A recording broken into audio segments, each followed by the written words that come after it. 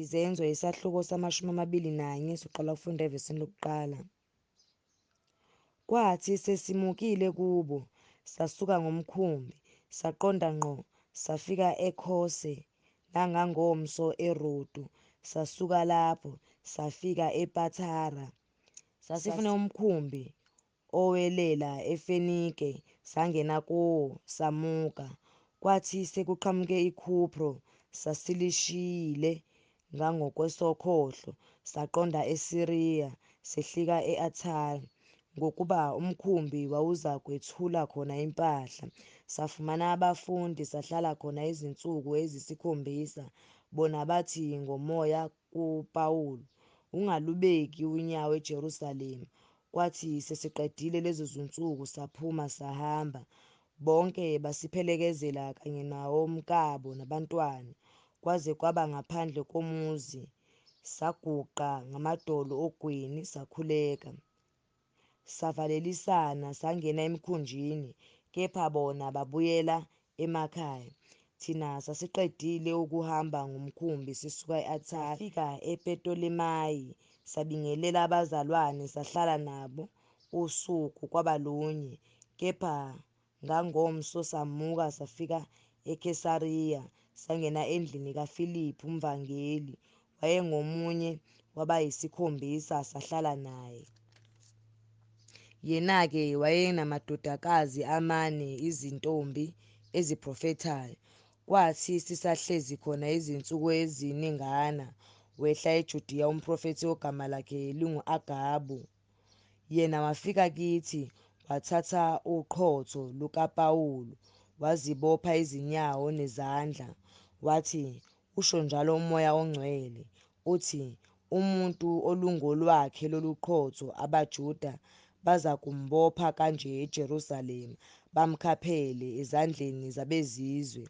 Sesikuzwile lokho, samncenga thina kanye nabakuleyo ndawo ukuba angakhuphukeli eJerusalema.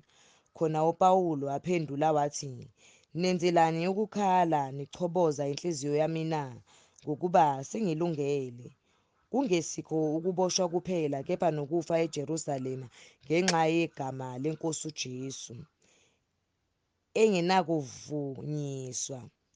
Sathula sathi, "Mayenziwe intando yeNkosi."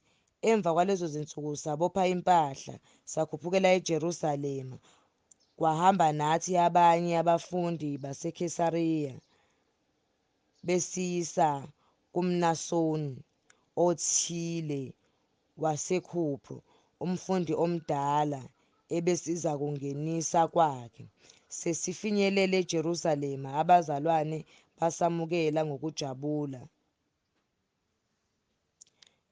Ngangomso uPawulu wangena nathi kuJakobe namalunga onke ayekhona, wababingelela, wabalandisa ngakho konke ngakunye uNkulunkulu abekwenzile phakathi kwabezizwe ngenkonzo yakhe.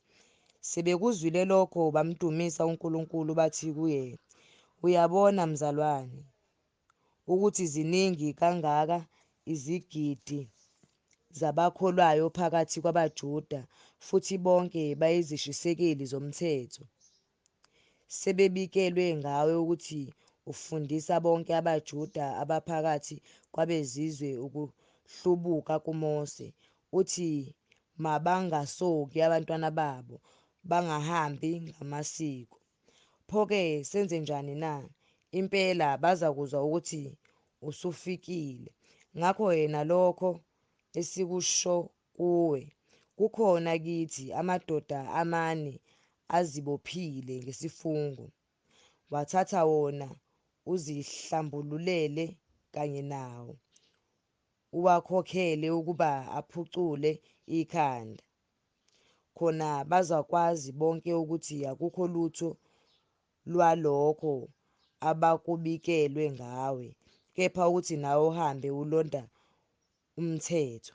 Kepha maqondana nabezizwe abakholwayo, sesilobile sanquma ngokuthi abazilonde ngokuhlatshelwe izithombe ngegazi, nokuqumbelanayo nobufebe.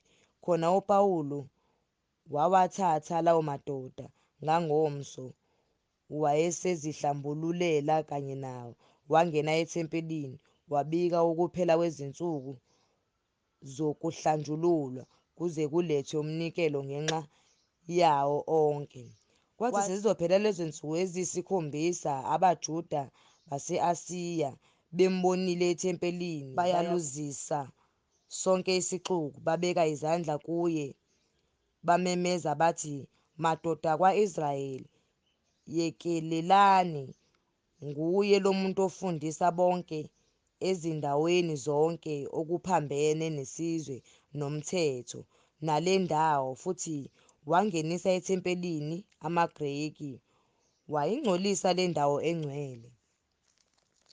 Ngokuba babebonile ngaphambili uTrofimu wase-Efesu enaye emzini, ababesho ngaye ukuthi uPawulu umngenisile ethempelini. Umuzi wonke wanyakaziswa, abantu bagijimela ndawonye, bambamba uPawuli, bamhudulela ngaphandle kwethempeli, iminyango yavalwa masinyane. Kuthe sebefuna ukumbulala, kwafika izwi enduneni yenkulungwane lokuthi konke iJerusalema liyayaluza. Yona yayisithatha masinyane amabutha nezinduna zekhulu, yagijimela kubo. Sebebona induna yenkulungwane namabutho, bayeka ukumshaya uPawulu. Khona induna yenkulungwane yasondela, yamthatha, yayala ukuba aboshwe ngamaketanga amabili. Yabuza ukuthi ungubani nokuthi wenzani. Kepha abanye esixukwini bamemeza okunye, abanye okunye.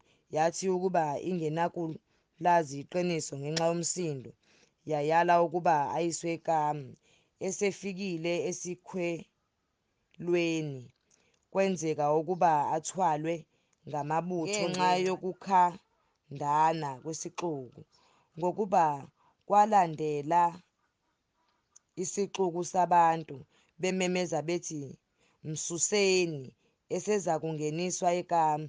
uPawulu wathi enduneni yenkulungwane, "Ngivunyelwe ukuba ngisho utho na?"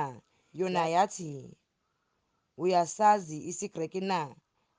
Kanti awusiye yini lowo waseGibhithe owambuka ngaphandle kwalezi zinsuku, waholela ehlane amadodana ezinkulungwane ezine angababulali na?" Kepha uPawulu wathi, "Mina ngingumJuda waseThathu laseKhilikiya, ngingumuntu womuzi ongesiwo ongenalo udumo. Ngiyacela, ake ungivumele ngikhulume kubantu." Esemvumele uPawulu wema esikhwelweni, waqhweba abantu ngesandla. Kuthe cwaka, wakhuluma ngolimi lwesiHebheru, wathi,